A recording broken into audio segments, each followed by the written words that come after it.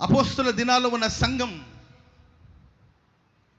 ప్రపంచ దేశానికి మాదిరిగా ఉన్న సంఘం అది. పెంతెకోస్తు పండగ దినం వచ్చినప్పుడు మేడగదిలో 120 మంది ఏక మనసుతో ప్రార్థించగా బలముగా దేవుని ఆత్మ వారి మీద కుమ్మరించబడగా స్థాపించబడిన దేవుని సంఘం. ఆ రోజు పేతురు ఒక 3 నిమిషాలు ప్రసంగం చేశాడు. ఓ సుదీర్ఘ ప్రసంగం కూడా కాదండి. రక్షణ పొందాలంటే మేము ఏం చేయాలంటే ఓ చిన్న వర్తమానం, మారు మనసు పొందండి, రక్షణ పొందండి, బాప్తిస్మం పొందండి, మూర్ఖులకు ఈ తరము వారికి మీరు వేరే రక్షణ పొందండి అని బోధించిన ఒక చిన్న వర్తమానం 3000 మంది బాప్తిస్మం పొందారు. చప్పట్లు కూడా అందరూ గట్టిగా 3 నిమిషాల ప్రసంగానికి 3 నిమిషాలు బోధించిన ఆ బోధకి 1000 మంది రక్షించబడి స్థాపించబడిన మొట్టమొదటి సంఘం అది.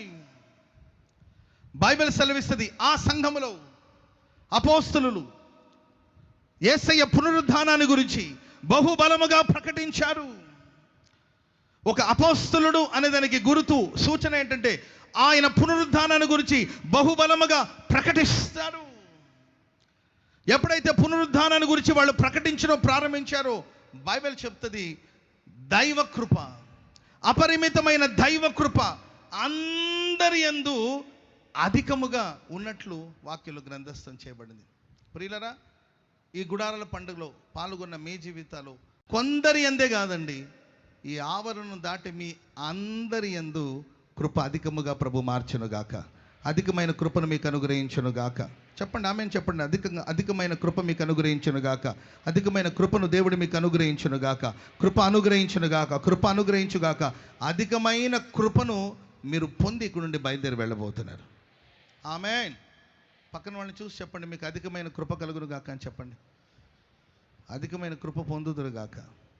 అత్యధికమైన కృప ఒక్కొక్కరికి అనుగ్రహించబడునుగాక. ప్రియులారా, ఈ దైవ కృప అందరి ఎడల అధికంగా ఉండడానికి కారణం ఏంటి? వాస్తవంగా గుడారాల పండగకి విస్తారమైన ప్రజలు రావచ్చు. కొందరు వాక్యాన్ని వింటుంటారు, కొంతమంది తిరుగుతుంటారు, కొందరు మాట్లాడుతుంటారు, కొందరు తింటూ ఉంటారు, కొందరు వస్తూ ఉంటారు, వెళుతూ ఉంటారు.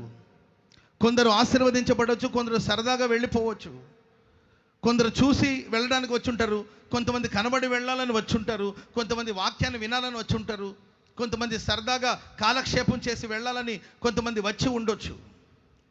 కానీ నా ప్రార్థన, నా విశ్వాసం, నేను దేవుని వేడుకునే అనుభవం, సంస్థ కోరుకునే అనుభవం ఏంటంటే ఈ గుడారాల పండుగలో పాల్గొన్న ప్రతి ఒక్కరి యందు, అందరి యందు దైవ కృప అధికముగా కలగాలి. ఆమెన్ చెప్పండి అందరు గట్టిగా. అందరూ ఆశీర్వదించబడాలి. ప్రతివాడు తప్పక సియోన్లో దేవుని సన్నిధిలో కనబడాలి. ఏ ఒక్కరూ నశించిపోవడం దేవునికి ఇష్టం లేదు. అంతటా అందరూ మారు మనసు పొందాలని ప్రభు ఆజ్ఞాపిస్తున్నాడు. అందరి ఎడల ఎప్పుడు దేవుని కృప అది విస్తరిస్తుంది, అధికముగా కృప అనుగ్రహించబడుతుందంటే అది ఆది అపోస్తుల సంఘం. ఆది అపోస్తుల సంఘంలో ఉన్న విశేషతలు, విశేషమైన అనుభవాలు ఏంటని మన బైబిల్లో చదువుతూ ఉంటే, ప్రేమైన వారా, ఆది అపోస్తుల సంఘంలో ప్రజలు మారు మనసు పొందినవాళ్ళు, రక్షణ పొందినవాళ్ళు అపోస్తుల బోధలోను, అపోస్తుల సహవాసంలోను, అపోస్తులతో రొట్టె విరుచుట యందును, అపోస్తులతో కలిసి ప్రార్థన చేయుట యందును ఎడతెగక ఉన్నారు. సంఘం అంటే ఏమిటి? చాలామంది సంఘం అంటే ఏమనుకుంటారంటే పెద్ద ప్రార్థన మందిరాన్ని మనం నిర్మించాం, అద్భుతమైన మందిరాన్ని నిర్మించాం, ఇది సంఘం అని అనుకుంటుంటారు. ఆది అపోస్తుల రోజుల వాళ్ళకి ఏ భవనాలు ఉన్నాయి, ఏ బిల్డింగ్ ఉన్నాయండి, ఏ భవంతి ఉంది, ఎక్కడ వాళ్ళు ఆరాధన చేసుకున్నారు? సంఘం అంటే ఏమిటి? సంఘానికి ఉన్న అనుభవాలు ఏమిటి? గొప్ప గొప్ప భవనాలు నిర్మించుకోవడమేనా సంఘం అంటే? ఆ రోజు వాళ్ళకి సంఘం లేదండి. యెరూషలేం దేవాలయం ఉండేది, అది యూదుల ఆలయం. ఆ ఆలయంలో వీళ్ళు కూడా ఆ రోజు ఆ సంఘంలో ఉన్న వాళ్ళందరూ యూదులే కనుక వాళ్ళు ఆ ఆలయం ఒక ఆవరణలోకి వెళ్ళిపోయి ఎక్కడ ఒక మూల మీద కూర్చొని ఆరాధన చేస్తుండేవాళ్ళు. దేవాలయంలోనికి వెళ్ళి దేవాలయం ఒక మూల మీద క్రైస్తవులందరూ కలిసి ఆరాధన చేసుకునేవాళ్ళు. ఆ తర్వాత ప్రతిరోజు వాళ్ళు ఇంటింట రొట్టె విరుచుచూ ఉండేవాళ్ళు. వాళ్ళకి ఆ రోజు పెద్ద ఆలయం లేదు, ప్రార్థనా మందిరం లేదు. మరి వాక్యం సెలవిస్తుందండి, అందరి ఎడల దైవ కృప విస్తరించింది. ఎంతటి కృప అంటే వాళ్ళు కూడి ప్రార్థన చేస్తుంటే కూడి ఉన్న చోటు కంపించింది. ఆమేన్ చెప్పండి అందరూ గట్టిగా గట్టిగా హల్లెలూయా. మనం కాదు కంపించవలసింది, మనం కూర్చున్న చోటు కంపించాలి. వాళ్ళు ప్రార్థన చేస్తుంటే భూకంపం వచ్చింది. వాళ్ళు ఆరాధన చేస్తుంటే ఆ స్థలంలో భూకంపం వచ్చింది. ఎక్కడో బద్ధకాలు ఉన్న దైవ సేవకుడి కోసం కూర్చొని వీళ్ళు ప్రార్థన చేస్తే ఎక్కడో ఉన్న సేవకుని కట్లు తెగిపోయాయి, సంకెళ్ళు ఊడిపోయాయి, విడుదల కలిగింది. దైవజనుడైన పేతురు వాక్యం చెప్తుంటే వేల మంది రక్షించబడ్డారు. ఆయన బోధిస్తుండగానే పరిశుద్ధాత్మ శక్తి బలముగా దిగి వచ్చినట్లు గ్రంథస్థం చేయబడింది. ఆది అపోస్తుల రోజుల్లో అపోస్తుల ద్వారా ఎన్నో సూచక క్రియలు, ఎన్నో మహత్కార్యాలు, ఎన్నో మహిమ కలిగిన కార్యాలు జరిగినట్లు బైబిల్ గ్రంథస్థం చేయబడింది. సంఘం అంటే వెలుపటి ఉన్న వాళ్ళకి భయం కలిగింది. సంఘము జోలికి రావాలన్నా, సేవకులు జోలికి రావాలన్నా అన్యజనులకి భయం కలిగింది.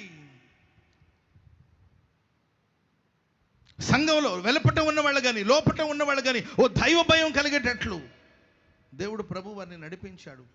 కృప వారి ఎడల అలా విస్తరిస్తూ వచ్చింది.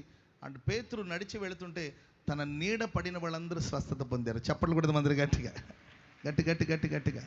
గట్టిగా హల్లెలూయా. ఓల్డ్ టెస్టిమెంట్లో పాత నిబంధనలో ఎలీషా గురించి మనం చూస్తే, ఎలీషా మరణించినప్పుడు తీసుకెళ్ళి ఆయన ఒక సమాధిలో పాతి పెట్టారు. ఆయన దేహం కుళ్ళిపోయిందండి, ఎముకలు మాత్రమే మిగిలింది. అనుకోకుండా ఒక డెడ్ బాడీని తీసుకెళ్తున్నప్పుడు దొంగలకి భయపడిపోయి ఆ శవాన్ని తీసుకెళ్ళి ఎలీషా సమాధిలో పడేశారు. ఆ ఎలీషా యొక్క ఎముక తగిలిన వెంటనే ఆ మృతమైన ఆ దేహం తిరిగి లేచినట్లు బైబిల్లో గ్రంథస్థం చేయబడింది. ఓల్డ్ టెస్టిమెంట్లో ఎముకలో శక్తి ఉండేది.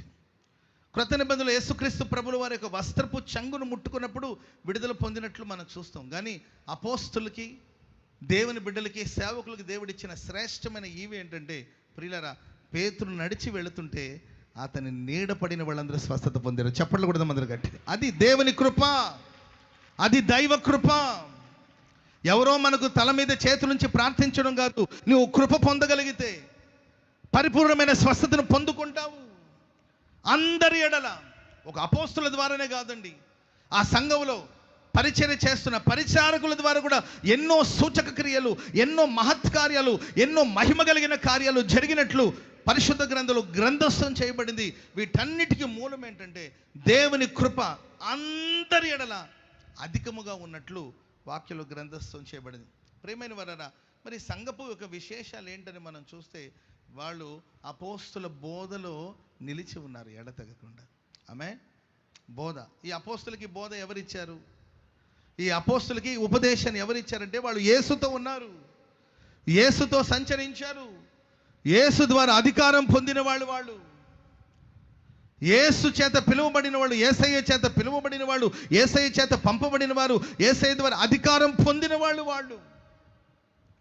ప్రియమైన వాళ్ళారా, వాళ్ళిచ్చిన బోధ, వాళ్ళిచ్చిన ఉపదేశాన్ని ఆ రోజుల్లో బైబిల్ లేదు కదండి. మత్తయి సువార్త, మార్కు సువార్త, లూకా సువార్త, యోహాను సువార్త పత్రికలు ఇంకా ఆ రోజులు ఇంకా లేవు.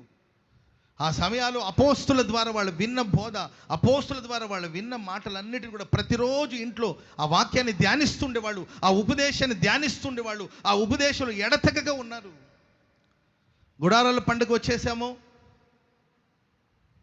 ఫుల్గా సంతోషించాము, ఆనందించాము, ఆత్మను పొందాము, కన్నీళ్లు విడిచాము, ప్రార్థన చేశాము, దీవెన పొందుకున్నాము, వెళ్ళిపోయామంటే సరిపోదు.